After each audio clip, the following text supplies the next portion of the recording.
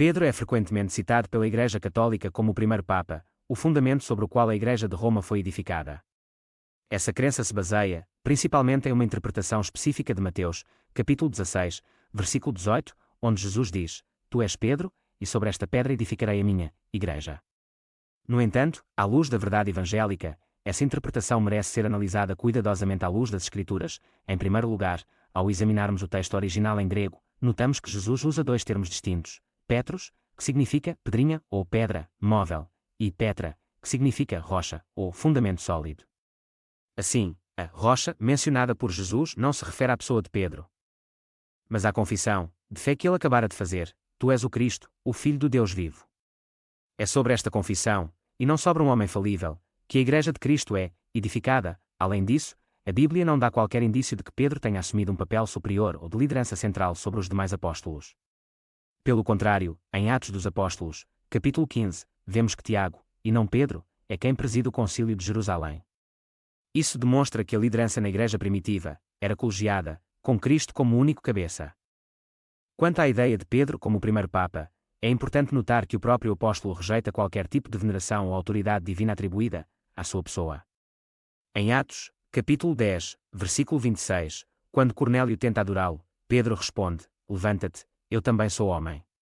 Este gesto é uma demonstração clara de que Pedro não se considerava mais do que um servo de Cristo, como qualquer outro seguidor. Sobre a morte de Pedro, a Bíblia não nos dá detalhes específicos, mas a tradição histórica indica que ele foi crucificado em Roma, de cabeça para baixo, pois não se considerava digno de morrer da mesma forma que o seu Senhor. É importante lembrar que, embora Pedro tenha tido um papel significativo na propagação do Evangelho, ele jamais reivindicou ser o fundamento da Igreja. Antes, sua vida e morte testemunham sua humildade e sua total submissão a Cristo como a única cabeça da Igreja. Concluímos, à luz da verdade evangélica, que a ideia de Pedro como o primeiro Papa não encontra fundamento nas Escrituras. A Igreja de Cristo não está edificada sobre homens, mas sobre a verdade eterna de que Jesus é o Filho de Deus, o Salvador, o único mediador entre Deus e os homens. E é a Ele que toda honra, glória e louvor devem ser dados, por toda a eternidade. Que estas palavras sirvam para exaltar a verdade contida na Bíblia Sagrada e apontar para Cristo como o único caminho, a única verdade e a única vida. Além da análise bíblica já apresentada, é importante mencionar que foram encontrados registros históricos e documentos que reforçam a fragilidade da doutrina católica sobre o primado de Pedro. Um exemplo notável é o chamado Liber Pontificalis, um antigo catálogo de papas, que, ao ser examinado de forma crítica, revela incoerências nas alegações sobre a sucessão apostólica ininterrupta a partir de Pedro. Não há evidências claras nos primeiros séculos do cristianismo de que Pedro tenha exercido qualquer forma de governo monárquico sobre a Igreja em Roma. Adicionalmente, o Concílio de Niceia, em 325 DC, ao tratar de questões organizacionais da Igreja, não faz qualquer menção ao papado como uma instituição estabelecida por Pedro. Em vez disso, o concílio refere-se à liderança colegiada e descentralizada das igrejas.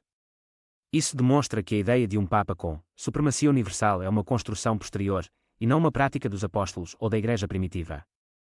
Outro documento relevante é a chamada Doação de Constantino, um texto utilizado durante séculos pela Igreja Católica para legitimar sua autoridade sobre Roma e os territórios circundantes, alegando que o imperador Constantino teria concedido poder temporal ao Papa. Este documento foi amplamente usado para reforçar a doutrina do papado. Contudo, estudos históricos modernos confirmaram que ele é uma falsificação medieval, fabricada para consolidar o poder da Igreja Católica na Idade Média. Esses fatos históricos, somados ao testemunho claro das Escrituras, deixam evidente que a doutrina católica que coloca Pedro como o primeiro Papa não é consistente nem com a Bíblia nem com os registros históricos primitivos. A Igreja verdadeira, como ensina a Palavra de Deus, é fundamentada exclusivamente em Jesus Cristo. Ele é o alicerce, a pedra angular, como declara Efésios, capítulo 2, versículo 20, edificados sobre o fundamento dos apóstolos e dos profetas, tendo Jesus Cristo como a principal pedra de esquina. A verdade evangélica proclama que nenhuma tradição ou doutrina humana pode substituir a autoridade das Escrituras, que são suficientes e inerrantes para ensinar, corrigir e conduzir à salvação em Cristo.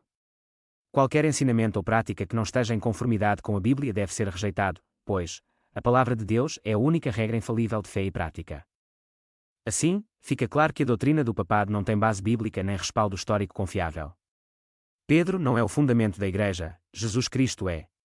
Ele é o Alfa e o Ômega, o princípio e o fim, o único mediador entre Deus e os homens, como declaram Timóteo 2:5, porque é um só Deus, e um só mediador entre Deus e os homens, Jesus Cristo homem. que esta verdade brilhe como luz para os que buscam sinceramente o caminho da vida eterna. Toda a glória seja dada ao Senhor, que revelou sua palavra e nos chamou para andar na liberdade da verdade.